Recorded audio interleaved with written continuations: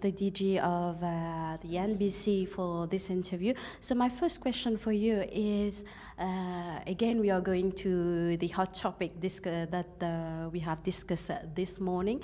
So we have seen in the press that Nigeria DSO has been delayed due to financial issue mainly.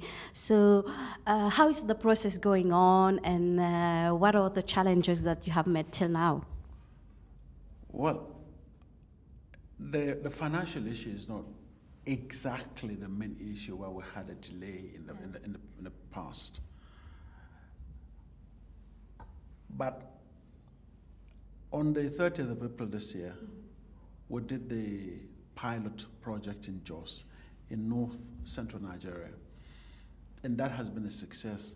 People are watching 15 television channels on our set-top boxes now. And in November, we're going to do the Abuja switchover. And that's a major decision because Abuja is the capital of Nigeria, and it's where all the people who take decisions about all the development processes in the country live. And the decision to go to Abuja was informed by the fact that we needed to let these people know that this is a major challenge for us as a country. We need to conclude the transition in 2017, June. And the people who are going to take the decision of funding and assisting the National Broadcasting Commission to conclude the process live there. So in Abuja, people will have access to 30 television free-to-air channels, DTT channels. So it's a major development, and that gives the platform for us to then conclude the nationwide process. We're hoping that by June 2017, 95% of Nigerian homes would have switched over.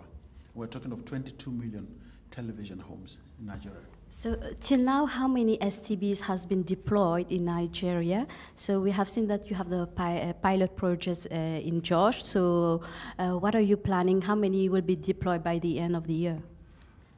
By the end of the Abuja process, in Abuja we're hoping to deploy almost 2 million boxes. We licensed 13 STB manufacturers, and the initial phase, some of those boxes were not produced in Nigeria, some of them were produced outside of Nigeria, and these boxes have arrived in Nigeria. They're in the process of being cleared out of the ports, while some of the companies have also begun to produce STB boxes. Just last week, Monday, I was in one of the factories in Abuja, and 2 weeks ago, I was in Calabar, in the southern part of Nigeria, where one of the companies is producing. When we leave Mauritius, we're going to travel in other parts of the country to see the different manufacturers. So we think that when all is said and done, we're going to be able to get enough boxes to be able to conclude the Abuja process. And as we move around the country, more and more boxes will come in, 22 million boxes eventually.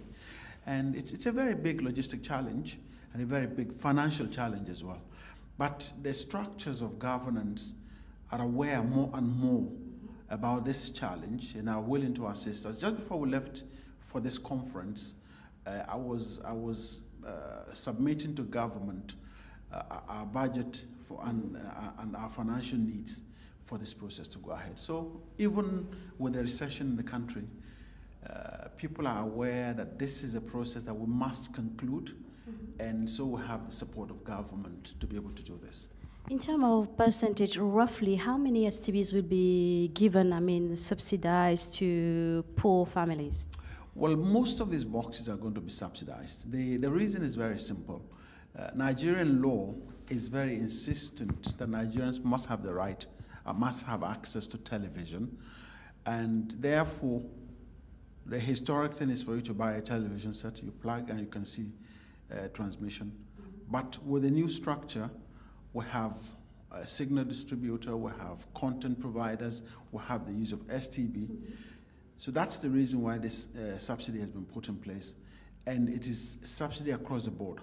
So a box will go for 1,500 naira. That's a very, very small amount of money in the context of Nigeria, and it will allow every television family, every family that's going to watch TV to get access to this box. So it's part of a process to ensure that television remains affordable to all Nigerians, And then people get access to all the different services that these boxes can be used for.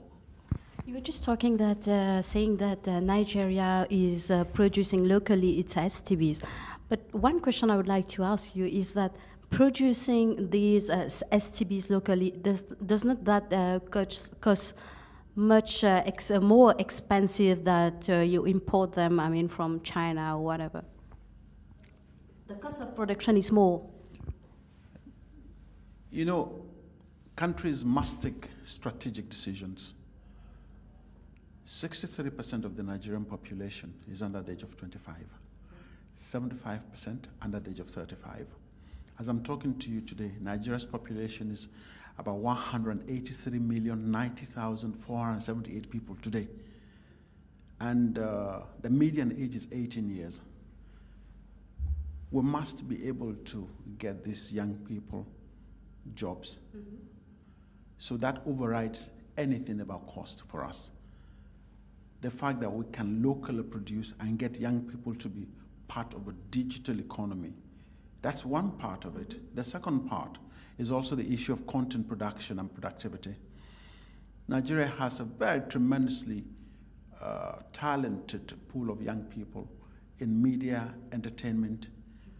Nigerian films are all over the world now. Nigerian music is all over the world. And we know that we have not even really scratched the surface of these potentials. Now, with a surfeit of television stations and channels, then we're going to have a lot of these young people who go to university, who have studied the creative arts, theater arts, film production, television productions, who are script writers, who are actors, who are actresses, who are lighting people, cameramen, etc., to get opportunity. So this is for us, this trumps anything about cost. Because in the long run, when you have a national digital economy, and a lot of studies have been done about the processes and the possibilities in terms of how this national industry can impact upon job creation and even the GDP, then this would open up access and opportunities for us to have a lot of economic benefits. So this is very important for us as a country. Thank you. So digital migration is often attached to, I mean, new entrant getting into the market, more channel who would be available for the viewers. So is the NBC planning to give some license to? You know what, certainly we in fact, in the last few months, we have advertised that new companies can apply for licenses for new channels. Is that international one or local? National, well, basically national, but what international companies do is to have Nigerian subsidiaries, and then they can, as Nigerian companies, be part of that national process. Because for us in our country, 70% of all content must be national, 30% can be foreign. And even in the context of foreign, we would prefer that we have more African, so you have Nigerian content, African content, and then extra African content. So we're very, very serious about that. And because of the need to protect our own national culture, our own national sensibilities, we firmly insist on this regulation. Thank you very much. It's my